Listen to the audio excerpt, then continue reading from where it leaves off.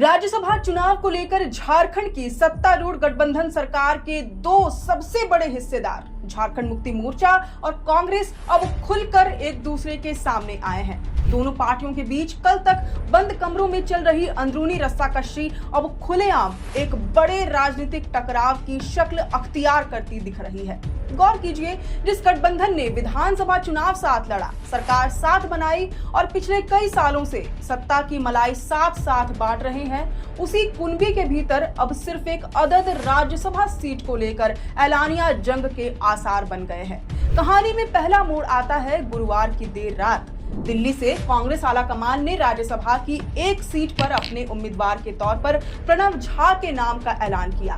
राजनीतिक गलियारों में ये माना जाने लगा कि गठबंधन के भीतर शायद सीटों की डील फाइनल हो चुकी है, लेकिन ये धारणा सिर्फ 12 घंटे ही जिंदा रह सकी। शुक्रवार दोपहर यानी महज 12 घंटे बाद रांची में मुख्यमंत्री आवास के भीतर हुई जेएमएम विधायकों की बैठक ने पूरे स्क्रिप्ट को पलट कर रख दिया। बैठक खत्म हुई और जेएमएम के दो मंत्रियों योगेंद्र प्रसाद और हफीजुल हसन ने कैमरों के सामने आकर साफ कह दिया, पार्टी दोनों की दोनों राज्यसभा सीटों पर अपने उम्मीदवार उतारेगी और अंतिम फैसले के लिए कार्यकारी अध्यक्ष हेमंत सोरेन को अधिकृत कर दिया गया है। यानी जिस दूसरी सीट को कांग्रेस लगभग मानकर चल रही थी, उस पर जेएमएम ने बाकायदा अपना झंडा गाड़ दिया है। नमस्कार, जोहार, मैं हूं अंशु और आप देखना शुरू कर चुके हैं द फोर्थ पिलर लाइव। आइए जरा इस सियासी घटनाक्रम की पूरी क्रोनोलॉजी को समझते हैं। कहानी शुरू होती है गुरुवार की देर रात दिल्ली से। कांग्रेस आलाकमान ने राज्यसभा चुनाव को लेकर बाकायदा एक आधिकारिक घोषणा की। एआईसीसी सचिव और कांग्रेस अध्यक्ष मल्लिकार्जुन खड़गे के राजनीतिक सलाहकार प्रणव झा को झारखंड से राज्यसभा का उम्मीदवार बना दिया गया। इस ऐलान के बाद यही लगा कि सब कुछ गठबंधन की दोनों पार्टियों के बीच तय स्क्रिप्ट के मुताबिक चल रहा हो। राजनीतिक गलियारों में ये धारणा बन गई कि गठबंधन के भीतर सीटों के बंटवारे की डील फाइनल हो चुकी है, लेकिन ये धारणा सिर्फ 12 घंटे ही टिक सकी। शुक्रवार को मुख्यमंत्री आवास में हेमंत सोरेन की अध्यक्षता में झामुमो विधायकों और वरिष्ठ नेताओं की बैठक हुई। उस बंद कमरे की बैठक में क्या हुआ? रणनीतियां बनी, विधायकों की भावनाएं टटोली गई और जब बैठक खत्म हुई तो जेएमएम के नेताओं ने मीडिया के कैमरों के सामने आकर जो कहा, उसने निश्चित तौर पर कांग्रेस खेमे में खलबली मचा दी है। जेएमएम नेताओं ने साफ कह दिया, सभी विधायकों की सर्वसम्मत राय है कि दोनों राज्यसभा सीटों पर जेएमएम ही अपने उम्मीदवार उतारेगा। तर्क क्या दिया गया? तर्क ये कि राज्य में सबसे बड़ा राजनीतिक दल होने के नाते दोनों सीटों पर जेएमएम का स्वाभाविक दावा बनता है। सवाल यह है कि क्या कांग्रेस ने अपने प्रत्याशी के नाम का ऐलान हेमंत सोरेन की सहमति के बगैर कर दिया था? दरअसल इस घोषणा से ठीक 2 दिन पहले खुद कांग्रेस अध्यक्ष मल्लिकार्जुन खड़गे ने मुख्यमंत्री हेमंत सोरेन से फोन पर लंबी गुफ्तगू की थी।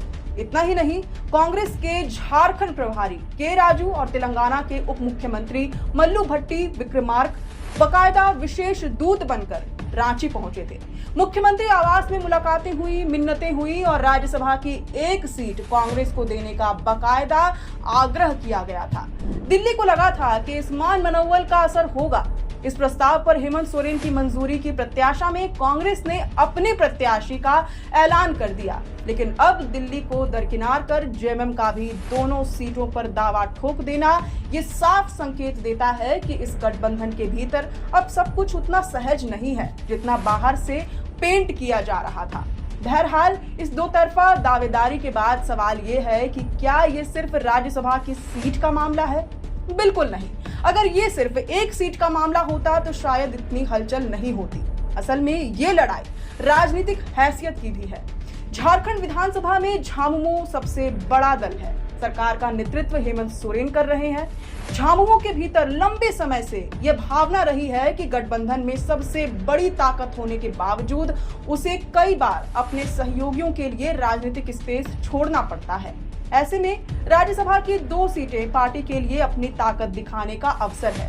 दूसरी तरफ कांग्रेस की दावेदारी के पीछे उसकी अपनी दलीलें हैं। उसका कहना है कि सरकार की दूसरी सबसे बड़ी पार्टनर होने के नाते राज्यसभा की दूसरी सीट पर उसका नेचुरल क्लेम है। राष्ट्रीय स्तर पर पार्टी लगातार ये संदेश देना चाहती है कि इंडिया गठबंधन में उसकी केंद्रीय भूमिका बनी हुई है। ऐसे में अगर उम्मीदवार घोषित करने के बाद अब कांग्रेस पीछे हटती है तो इसका राजनीतिक संदेश बहुत दूर तक जाएगा। यानी दोनों दलों के सामने प्रतिष्ठा का सवाल खड़ा हो चुका है। अगर हम आंकड़ों की बात करें तो झारखंड विधानसभा में सत्तारूढ़ गठबंधन के पास इतनी सीटें हैं कि वो बिना किसी बाहरी मदद के दोनों की दोनों राज्यसभा सीटें आसानी से जीत सकता है। संख्या बल की कोई कमी नहीं है, कमी है तो सिर्फ भरोसे की। चुनाव की प्रक्रिया शुरू हो चुकी है। नामांकन की आखिरी तारीख 8 जून है, यानी समय बहुत कम है। कांग्रेस अपने उम्मीदवार प्रणव झा के नाम की घोषणा के बाद पीछे हटने को तैयार नहीं दिख रही, क्योंकि ऐसा करना उसकी राजनीतिक साख पर बट्टा लगाने जैसा होगा। वहीं दूसरी तरफ जेएमएम ने अंतिम फैसले का अधिकार मुख्यमंत्री हेमंत सोरेन को सौंप दिया है। ऐसे में ये देखना दिलचस्प होगा कि जेएमएम का आखिरी निर्णय क्या होता है। बहरहाल सस्पेंस बना हुआ है कि सत्तारूढ़ गठबंधन के दो पार्टनर्स के बीच चल रहे इस शहमात के खेल का अंजाम क्या होगा। क्या ऐन वक्त पर कांग्रेस अपने पैर पीछे खींचेगी या फिर इस राज्यसभा चुनाव में हमें फ्रेंडली फाइट के नाम पर एक दोस्ताना लेकिन कड़ा मुकाबला देखने को मिलेगा। क्या ये गतिरोध सिर्फ राज्यसभा तक सीमित रहेगी या इसका असर झारखंड की आगामी राजनीति और गठबंधन के भविष्य पर भी पड़ेगा। बहरहाल अब इस पूरी रिपोर्ट पर आपकी क्या प्रतिक्रिया है कि हमें कमेंट बॉक्स में जरूर साझा करें। आप देख रहे थे द फोर्थ पिलर। मैं हूं अंशु, कैमरे के पीछे हैं सहयोगी अमन, और इस पूरी स्क्रिप्ट को, इस पूरी विशेष रिपोर्ट को लिखा था हमारे लिए झारखंड के वरिष्ठ पत्रकार और रांची प्रेस क्लब के अध्यक्ष शंभुनाथ चौधरी सर ने। शुक्रिया।